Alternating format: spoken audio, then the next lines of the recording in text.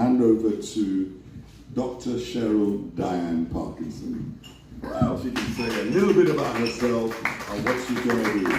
She's come all the way from Norfolk. I'm Cheryl. This is my novel Berthas. I'm going to read you an extract from this. This was actually my PhD novel, so I have a PhD in creative writing, which is quite rare these days, but they still do them. And this is all about identity, and it follows 4-generation women. And it's set in the UK and the Caribbean, and I'm going to read you a bit of the epilogue. It'd be remiss of me to not tell you that it's available on Amazon, and I do have some copies if anyone is interested in buying, so please come and find me. Her distended belly moved uncomfortably in front of her as she weaved her way through the bushes. She was on fire. Monica could see the flames licking her stomach, and as she cried, black smoke slowly oscillated from between her legs, pumping out as she walked and whimpered, clutching her belly and the squirming contents. If she could just reach the house, if she could just lie down in her bed and rest, everything would be okay. But her stomach was on fire. She would need to pass by the pit first and get some water to put it out. And she would need to be quick, it was spreading. Her parched throat was like sandpaper that scraped her tongue as she swallowed. Groaning, she waddled through the neighbouring cornfield as quickly as she could.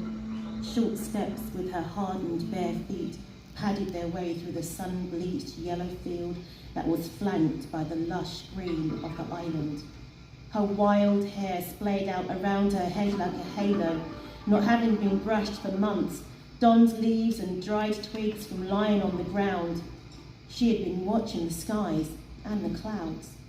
They were forming flat, deflated shapes, different to what they normally formed, and they were moving fast.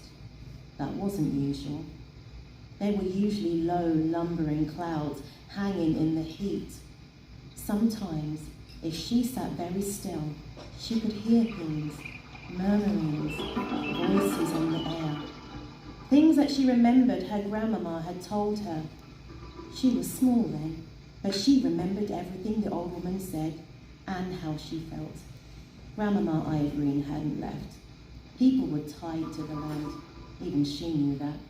They stuck around after death, in the air, on the wind, in the trees that whispered at you as you ran home from school, in the eyes that watched you as you spied on the neighbours.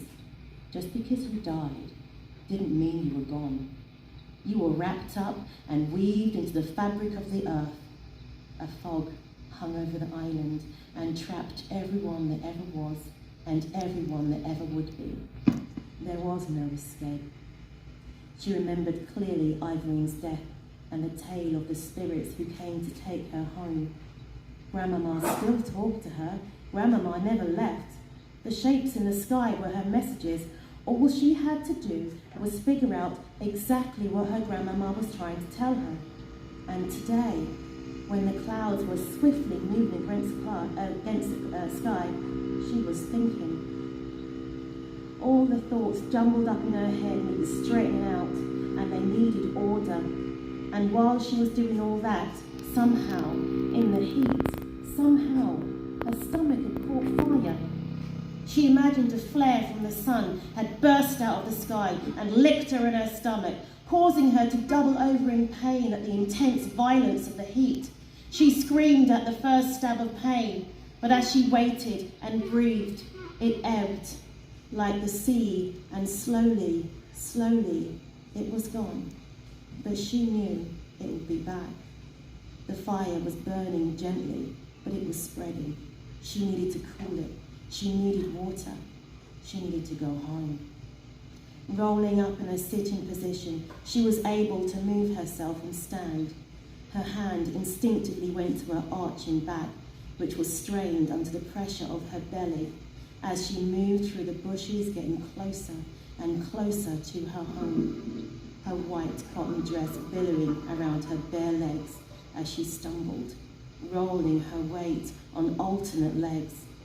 Once she reached the cliff, The little house seemed to feel her distress and reached out spindly wooden arms to help her along, but she needed water first, so she sidestepped the clingy attachments and went along the path that ran along the edge of the house and to the pit at the back. The pit was a huge, square, deep hole that caught rainwater as it fell.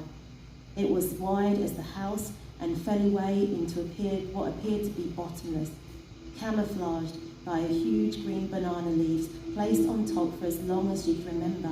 It blended into the undergrowth. The multi-purpose large leaves would keep the sun off, minimise the evaporating, keep the water cool, and keep animals out. Playing as a child, Monica once nearly fell as she skittered around in an unintentional game of chase with her grandmama. "Me, I go catch you, you little wretch, ya!" Grandmama called after her with a strap in her hand, but Monica always outsmarted the old woman. Sanctuary came in the form of Granddaddy's house at the top of the hill. She learned at an early age to fall in the pit would mean death by drowning in the deep, cold, inky black. And to fall into the hands of her furious grandmama was akin to another kind of death. The old red bucket was perched nearby, with a rope tied to it for lowering into the pit. Monica grabbed her tight stomach, squatted on wobbly legs, precariously removed the large banana leaves. The black, looming eye fell away from the sheer edge to the deep centre of the earth. She paused, gazing into the yawning chasm, imagining its pitch-black, glittering eye was staring back with an ancient, earthly malice.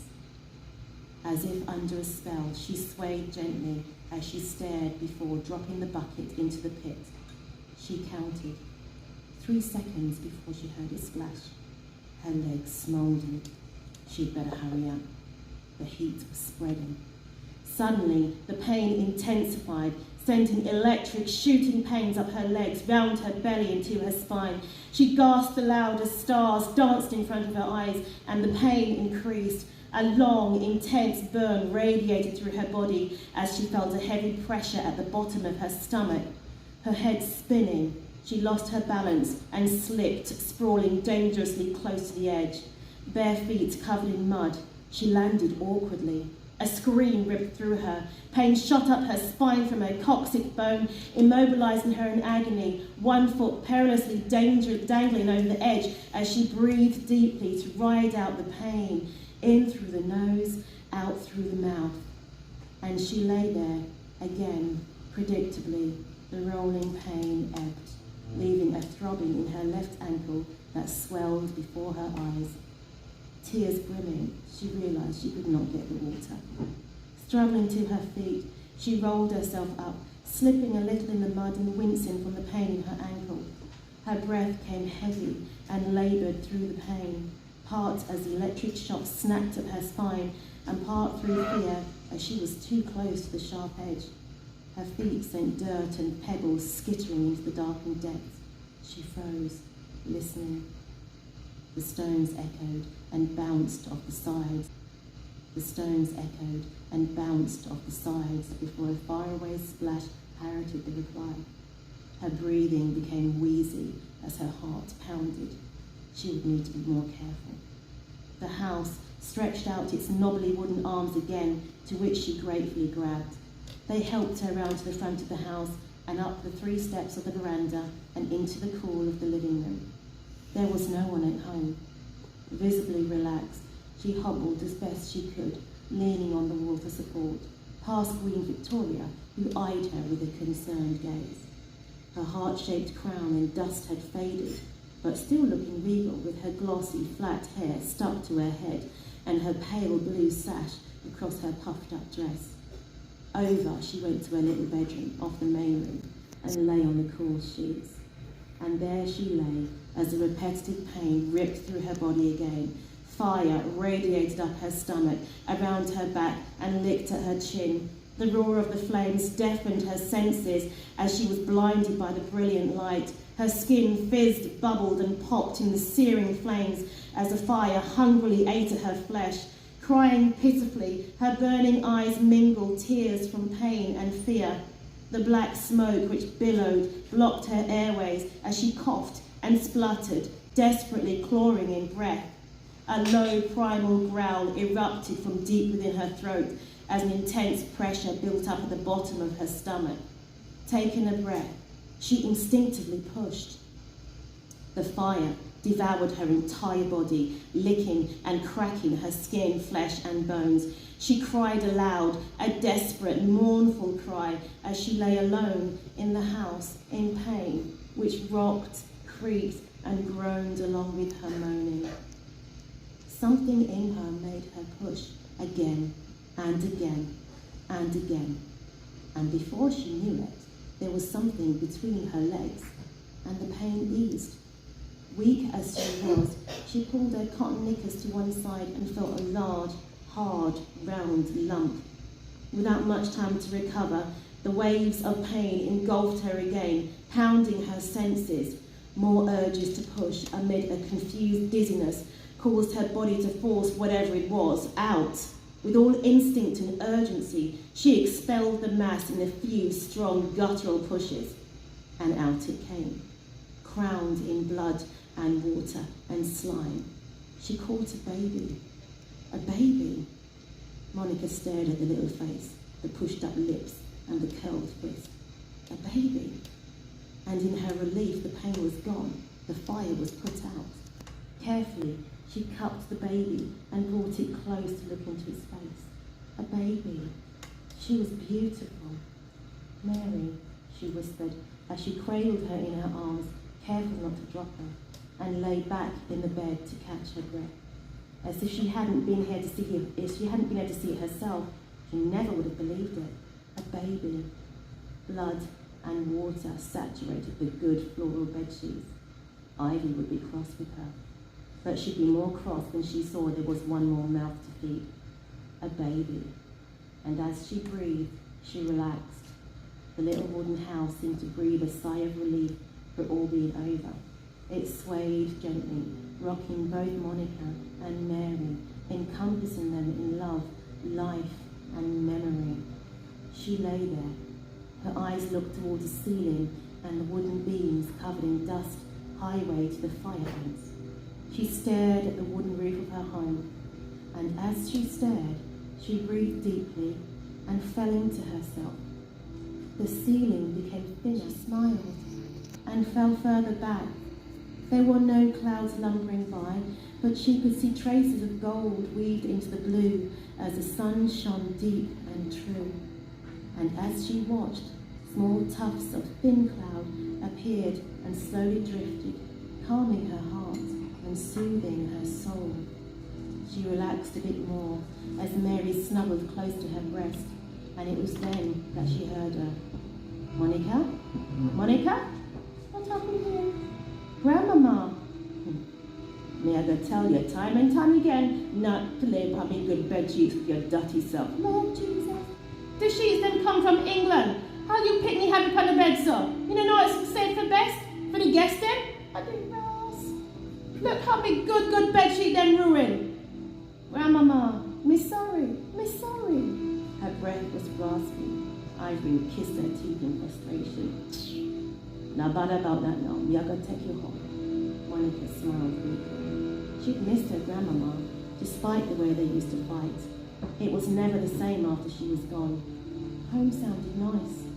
Home sounded like a rest, and she was so very tired. Can she come? She looked at the sleeping baby in her arms. Ivory softened. No, darling. She need to stay here. I will take good care of her. Monica's lip trembled like it did when she was a child and her grandmama scolded her for something. You don't want to leave her.